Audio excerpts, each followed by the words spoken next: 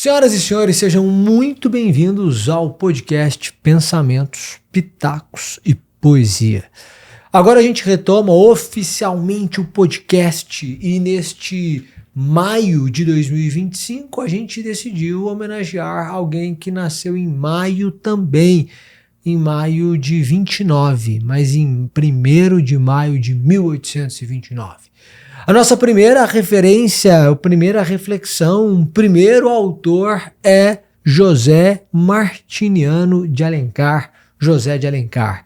Esse cearense, nascido em Fortaleza e morto no Rio de Janeiro, que foi escritor, advogado, político, chegou a ser inclusive ministro da Justiça, se destacou como parlamentar, um parlamentar de via conservadora, que foi a favor da abolição gradual da escravatura, da escravidão, que foi a favor do voto feminino, enfim, e que teve, portanto, uma importância política, cultural, educacional que se expande até os dias de hoje. E a obra que eu escolhi para a gente tratar é A Pata da Gazela, de José de Alencar. Você está vendo aqui nesta edição maravilhosa do Clube dos Pensadores. Inclusive, esta obra, A Pata da Gazela, está no Clube dos Pensadores. Essa obra, quando foi publicada, foi um escândalo, um burburinho. Meu Deus do céu, como é que alguém escreve alguma coisa assim? Na verdade, ela foi um burburinho, foi um escândalo. Por quê? Porque pela primeira vez o sujeito colocou um amor que na verdade não era pela pessoa, era pelo pé da pessoa, não era pelo pé da moça, era pela pata, não era pela moça, mas pelo pé da moça, pela pata da gazela. A gente começa refletindo sobre este romance de José de Alencar. Evidentemente, a reflexão completa está dentro do Clube dos Pensadores, mas eu trouxe alguns trechos que serão plenamente aplicáveis à sua vida. Combinado? Combinado. Então, eu começo destacando uma parte do livro.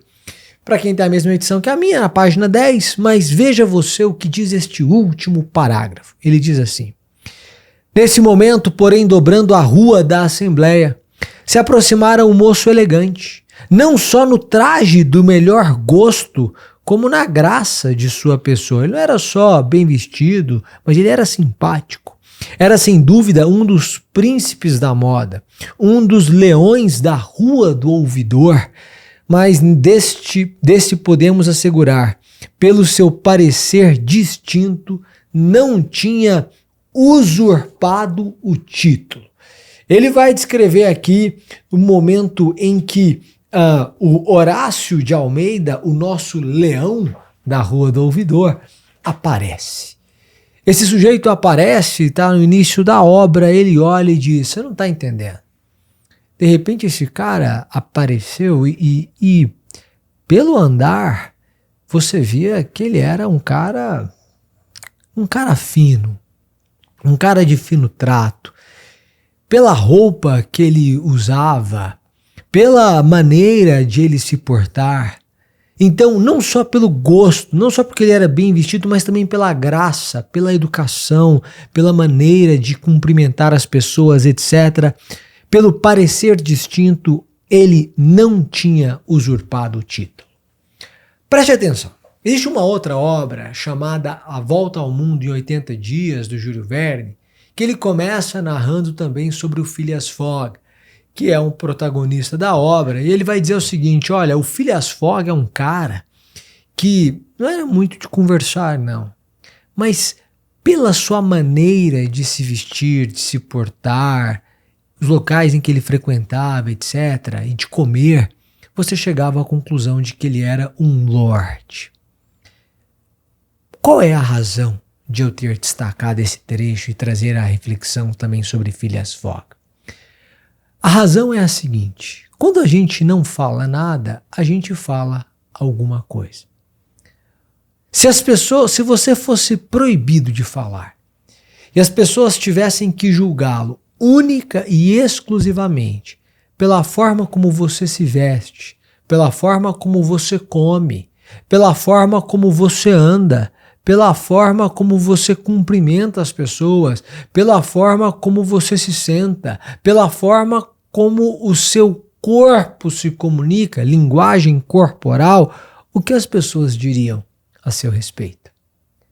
Aqui uma atenção especial para a chamada comunicação não verbal. O que você diz quando você não diz nada? Porque aqui me parece que a obra começa com um banho de realidade. Que é assim, gente, vamos acordar. Vamos acordar. Você é julgado e analisado pela forma como você se veste, como você come, como você fala, como você se senta, como você anda, sua postura, etc. Eu vejo muita gente falando assim, porque a maneira como você se veste é importante. E outras pessoas falando, não, isso aqui é superficial. Na verdade, a maneira como você se veste é importante. Você precisa tomar cuidado para não se tornar alguém superficial com esse excesso de preocupação. Um Jorge de A Mão e a Luva, de Machado de Assis. Mas não é só a maneira como você se veste. É todo o conjunto da ópera. A maneira como você come. Eu, por exemplo, quando estou com fome, tenho que comer alguma coisa antes. Porque se eu chegar morrendo de fome, eu não consigo parar. Então, eu preciso controlar isso. Porque é capaz de eu chocar alguém de tanto que eu como ou da velocidade com que eu como. A maneira como você se senta, se porta, o cabelo, né? Se está cortado, se não está cortado. Não é só a roupa não, viu, gente? Não é só a roupa não. Mas aqui há um banho de realidade. Ele está dizendo, olha, esse cara aí, pelo andar da carruagem aí, pelo parecer distinto, ele não usurpou o título, não. Já reparou que tem gente que você olha e fala assim, meu, esse cara aí não dá não. Não dá não. Aquelas roupas com as logos todas estampadas, boné com as logos reproduzidas, relógio dourado, grandão. Você olha e fala, não dá. Já viu que existe inclusive um tipo de vestimenta que caracteriza aquilo que os franceses chamam de nouveau riche, em português é o novo rico, e o novo rico não como um cara que ganhou dinheiro agora, porque é muito bom, né, ser um novo rico, quem não quer ganhar dinheiro agora, mas como um modo de se comportar, uma ostentação. O sujeito grita porque dentro dele há um silêncio. O sujeito mostra muito porque parece que em conteúdo ele não tem nada.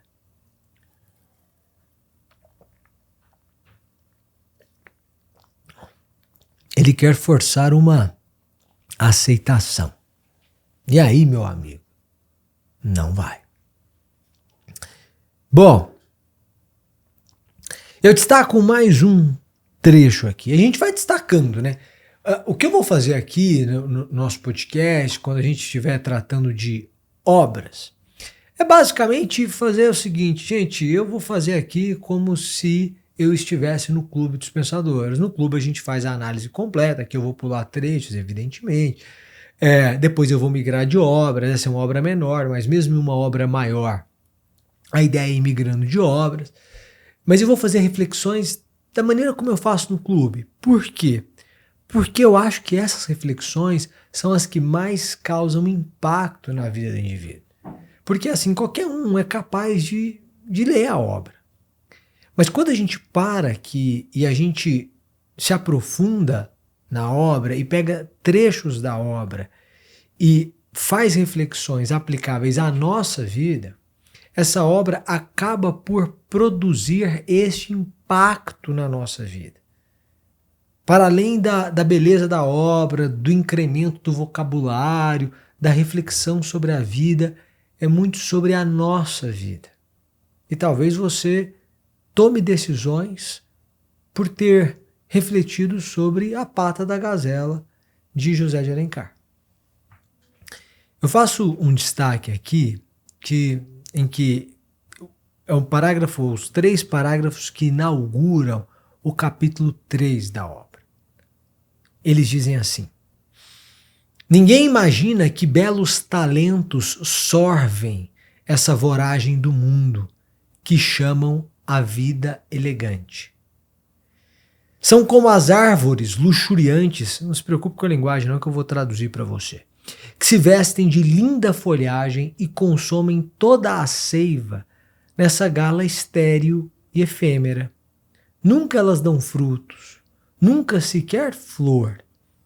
Horácio de Almeida, esse leão, era uma de tantas inteligências desperdiçadas no incessante bulício da moda.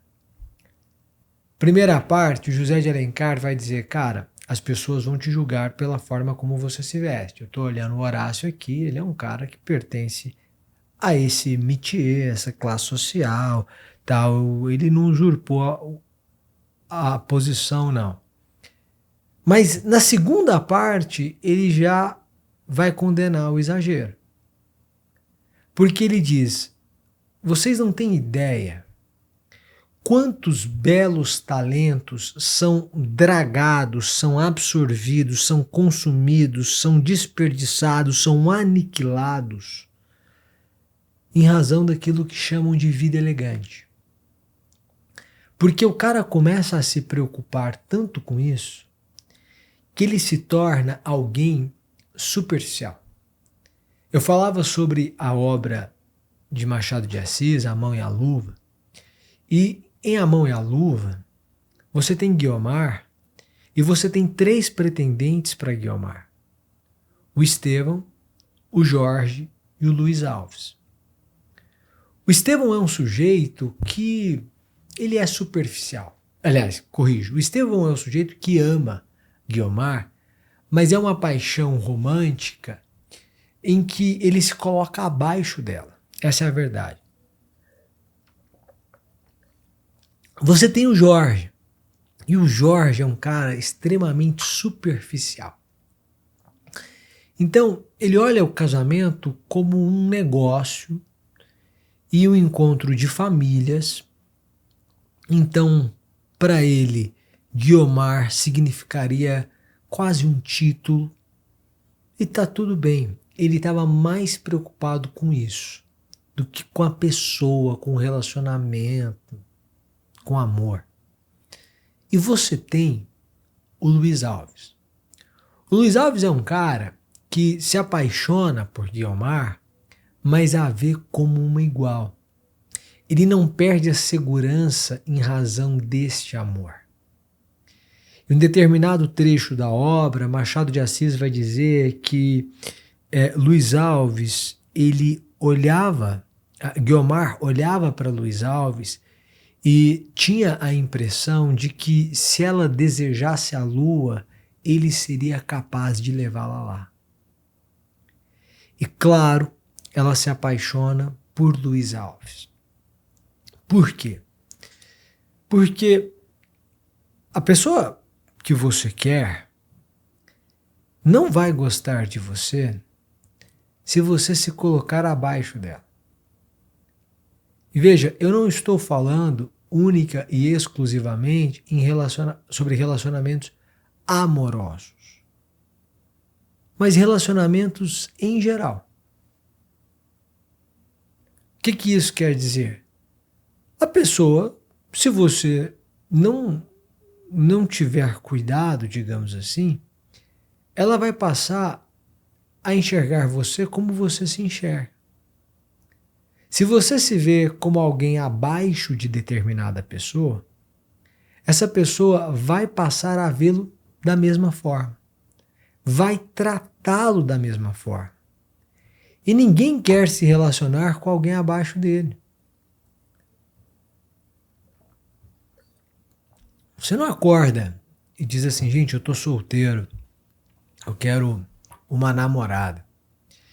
E aí você diz assim, eu quero uma mulher mais feia do que eu, menos estudada do que eu, menos inteligente do que eu, menos refinada do que eu, menos viajada do que eu. Tudo isso pode acontecer, mas não é um propósito.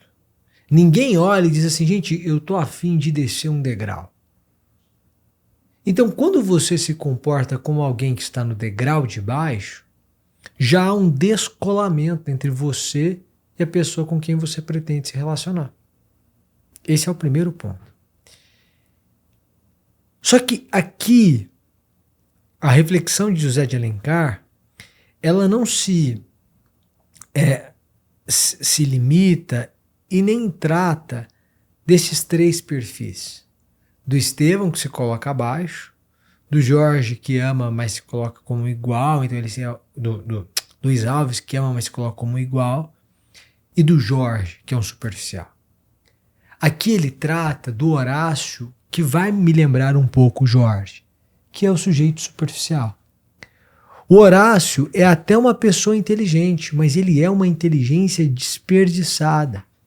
Ele diz assim, Horácio de Almeida era uma de tantas inteligências desperdiçadas no incessante bulício da moda. A sua vaidade pode fazer com que você se torne alguém superficial e pode fazer com que você desperdice o seu potencial. Porque em vez de você estar se importando com o que realmente importa, você passa a se importar com o que não tem importância ou o que não tem a importância que você dá. O Morgan Housel, no livro Psicologia Financeira, ele diz uma coisa sobre carros, por exemplo. Ninguém importa tanto com o seu carro quanto você. Suponhamos que você pretenda comprar um carro. E você pode comprar um carro de 100 mil, um carro de 200 mil e um carro de 300 mil reais. Então você foi comprar um carro de 100 mil reais e você comprou um HB20. Acredite, você vai pagar 100 mil reais no HB20 completo. Ou você comprou um carro de 200 mil reais e você comprou, sei lá, eu não sei muito de carro, não entendo muito de carro, mas você comprou um Compass mais simples, pagou 200 mil reais. Ou você foi lá e comprou um carro de 300 mil reais e você comprou um chinês, um BYD Seal, que eu acho que deve ser isso, uns 300 mil reais. Bom, você comprou. Eu sou seu amigo de longa data, tal. Você aparece para almoçar comigo. Você, na oportunidade, apareceu com o HB20, no outro Compass, no outro BYD Seal. Talvez eu olhe e fale, nossa, que carro legal, tal. Beleza. Acabou o almoço? Eu não lembro do seu carro. No dia seguinte, eu não fico falando do seu carro. Talvez o seu carro tenha até uma importância, ele pode abrir portas, tal, né? Corretor de imóveis tem muito disso, né? Vou comprar um carro top porque eu vou pegar o cliente na casa dele para levar para ver no imóvel, tal. Pode fazer diferença. Mas veja, esse carro, ele importa muito mais para o dono que para as outras pessoas. Quando eu vou comprar um imóvel e o corretor me busca, para mim é indiferente se ele está com HB20, se ele está com um Compass, se ele está com um Seal. Eu estou preocupado com o negócio. Eu estou preocupado com o imóvel. Eu estou preocupado com a documentação. Eu estou preocupado com o potencial de valorização. Eu estou preocupado se é um imóvel para investimento, para render aluguel, com o inquilino, com a saúde financeira do inquilino. Eu estou preocupado com várias coisas, não com o corretor. De maneira que, claro, alguém pode trazer o exemplo de que um carro abriu uma porta. Pode ser. mas a importância dele é muito menor do que a que o seu dono dá a ele mesmo. De maneira que a gente precisa tomar cuidado para não começar a dar a maior importância para as coisas de menor importância. Summer, exemplo, para o corretor é muito melhor que ele estude sobre o imóvel, que ele estude sobre o momento do mercado imobiliário, que ele estude sobre o mercado imobiliário da sua cidade, que ele estude para onde vai se expandir a cidade, o plano diretor, que ele estude sobre os financiamentos bancários possíveis, que ele estude sobre os gostos do cliente, que ele ouça atentamente o cliente. É isso que vai fazer a maior diferença. É isso que vai fazer a maior diferença. Depois, se o cara começa a ganhar muito dinheiro como corretor de imóveis, por exemplo, se o carro é de 100 mil, 200 mil, 300 mil, isso não faz diferença para ele. Por quê? Porque ele passa a vender 4, 5 imóveis por mês de 1 milhão cada. Então, vamos supor, na média, ele passa a vender 5 milhões por mês. Considerando uma comissão de 5%, esse cara passa a ganhar 250 mil reais por mês. Quando você começa a ganhar 250 mil reais por mês, se você vai comprar um carro de 100 mil, 200 mil, 300 mil, isso não vai mudar a sua vida. Então você pode comprar o de 300. E pronto. Mas veja, ele terá focado nas coisas mais importantes. Coisa mais importante para um corretor é credibilidade. Eu tenho que acreditar no que ele fala. E conhecimento. Ele tem que conhecer o imóvel que ele está vendendo, conhecer o mercado, saber o momento, etc. Se ele tiver credibilidade, conhecimento, as outras coisas são importantes.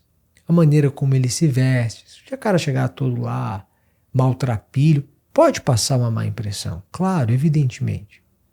Mas se ele estiver vestido adequadamente, para mim não vai fazer a menor diferença se a camisa dele for da Hugo Boss, se for uma camisa normal, de uma marca normal, que eu nem consiga ver a marca.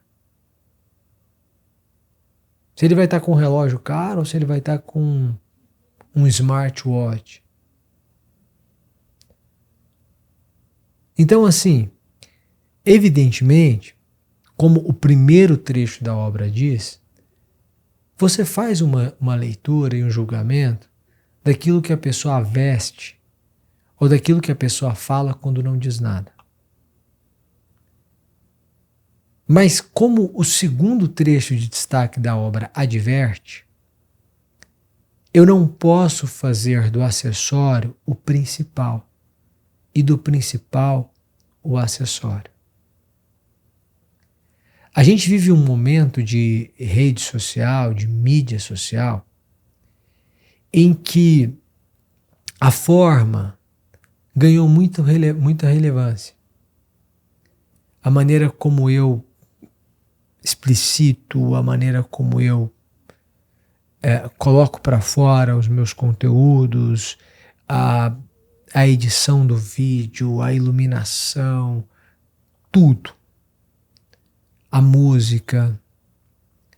Mas as pessoas se esquecem do mais importante. E o mais importante é o conteúdo. É o conteúdo. Eu gosto de dar um exemplo extremado, que é o seguinte.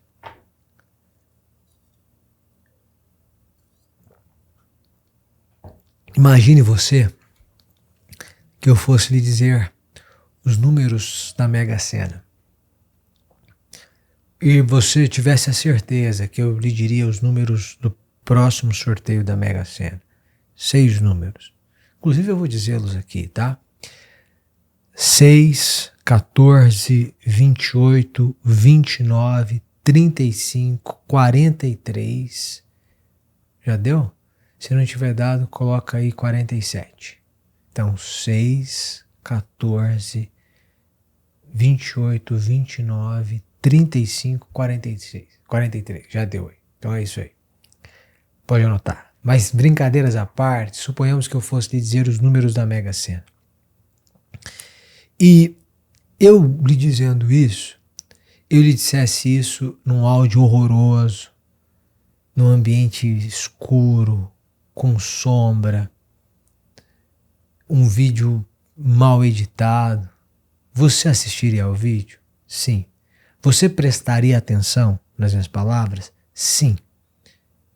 Você compartilharia nesse caso? Não, porque você não quer dividir o prêmio. Mas veja, o que acontece? O meu conteúdo era tão importante que para você o acessório se tornou irrelevante. À medida que você se torna, do ponto de vista do resultado, muito relevante, o acessório se torna menos relevante. Eu não sei que marca de calça, de camisa, de sapato o Warren Buffett usa. Mas se ele for falar sobre investimento, eu vou prestar atenção. Porque o resultado dele é tão forte, tão grande, que o acessório perde a relevância. À medida que você cresce, o acessório vai perdendo a relevância. Às vezes você tem um bilionário na sua cidade e o sujeito anda num carro super antigo, é um carro que ele comprou, é um carro de 15 anos, é um carro modelo já claramente ultrapassado e ele não troca. Ele usa para ir para o trabalho, voltar para casa e tal. Aí você olha e fala, não é possível. É possível. E vira um charme. Mas vira um charme por quê? Ah, então você vai lá e comprar um carro acabado agora? Não. Vira um charme porque o resultado dele é tão grande que o acessório se torna irrelevante.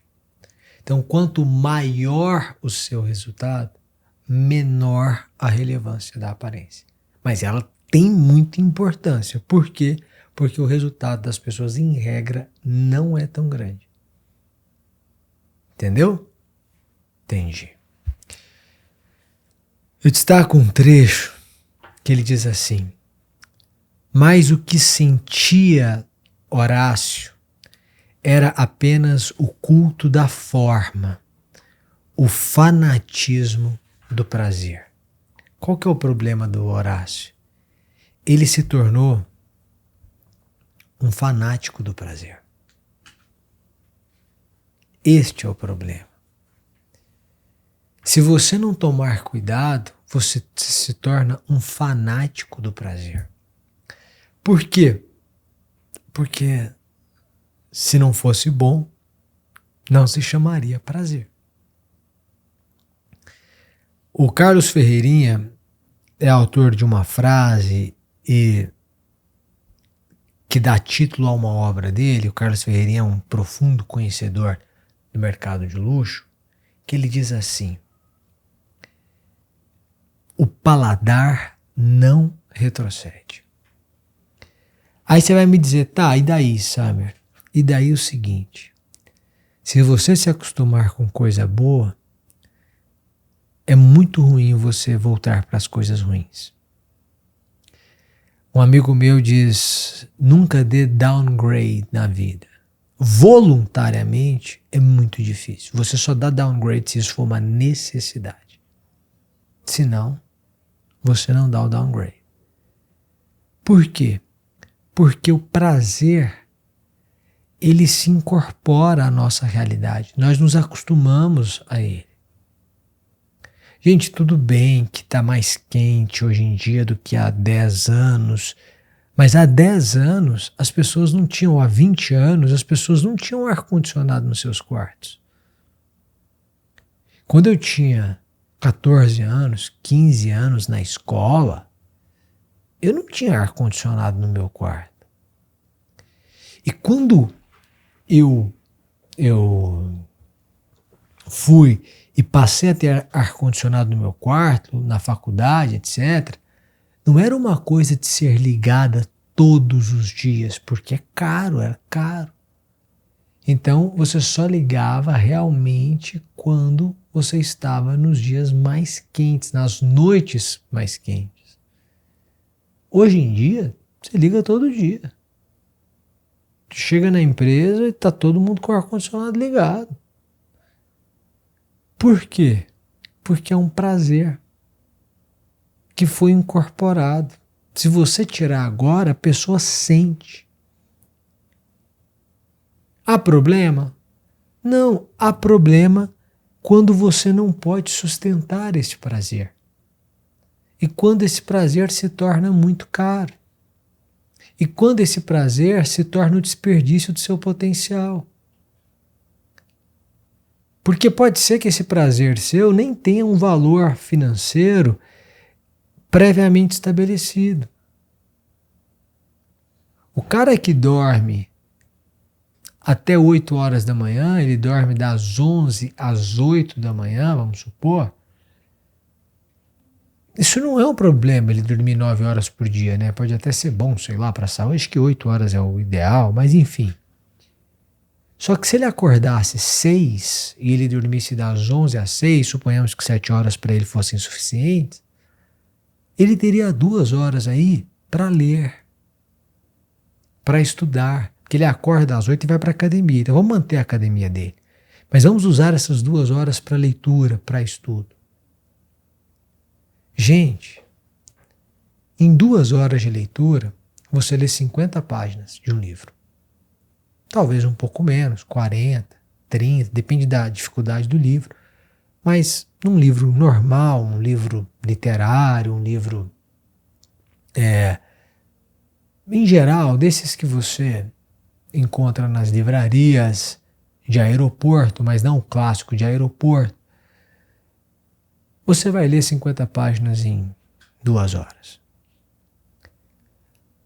O cara que faz isso todo dia, de segunda a sexta, ele lê 250 páginas por semana. Ele lê um livro por semana. Ele lê 4 livros por mês. Ele lê 48, 50 livros por ano.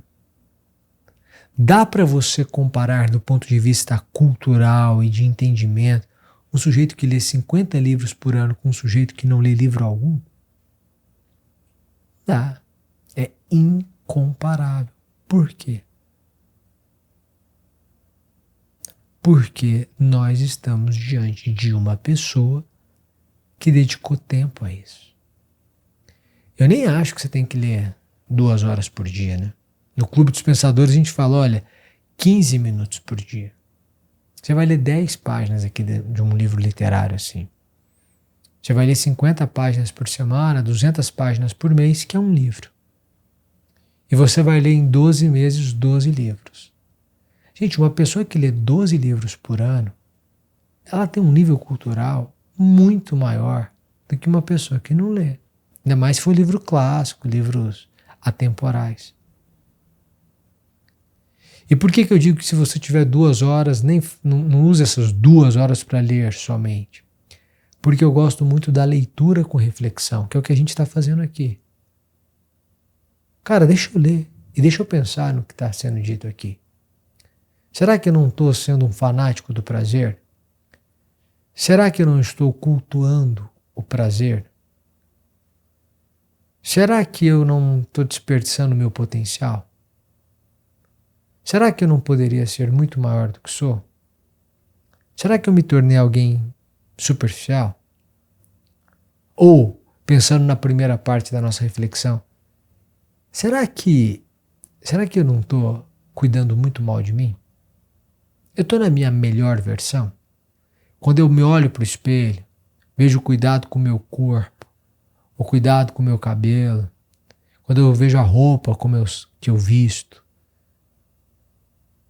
será que eu estou na minha melhor versão? E aí eu não estou falando de coisas caras, estou falando de cuidado. É uma roupa bem passada, limpa, o cabelo bem cortado. É a barba feita, né? Sim ou não? Porque eu aprendi uma coisa. Você nunca vai ser o Brad Pitt. Mas você não é o Brad Pitt. Mas você pode ser e deve ser a sua melhor versão. Do corpo, da vestimenta, sem exageros. Do intelecto. Você nunca vai ser a, sei lá, Angelina Jolie, Jennifer Aniston, a Gisele Bündchen.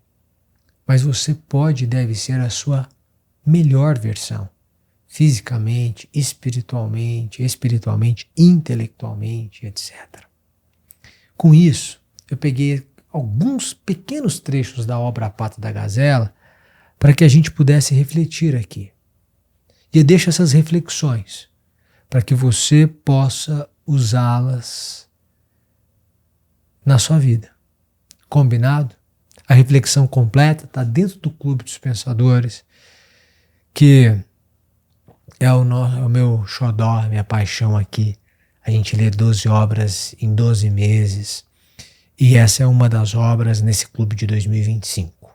Se você quiser, será muito bem-vindo. Eu não sei se as inscrições... Eu sei que as inscrições se abrem no metade de maio, dia 14 de maio, após o evento Encontro da Lucidez, que é baseado na obra de Saramago, que a gente vai fazer reflexões sobre como crescer em um momento tão desafiador como o que nós vivemos. Se você não se inscreveu, inclusive se inscreva para participar do Encontro da Lucidez, que vai ser gratuito e vai ser online também, e ao vivo. Mas depois do evento a gente abre a turma do Clube dos Pensadores. Se você estiver ouvindo ou assistindo a este podcast depois, aí você tem que mandar um e-mail para a gente ver o que é possível fazer. Combinado? Então tá bom. Um grande abraço, uma mensagem via Instagram. Um grande abraço e muito obrigado pela sua atenção. Eu espero que esse podcast tenha ajudado você de alguma forma. Até mais.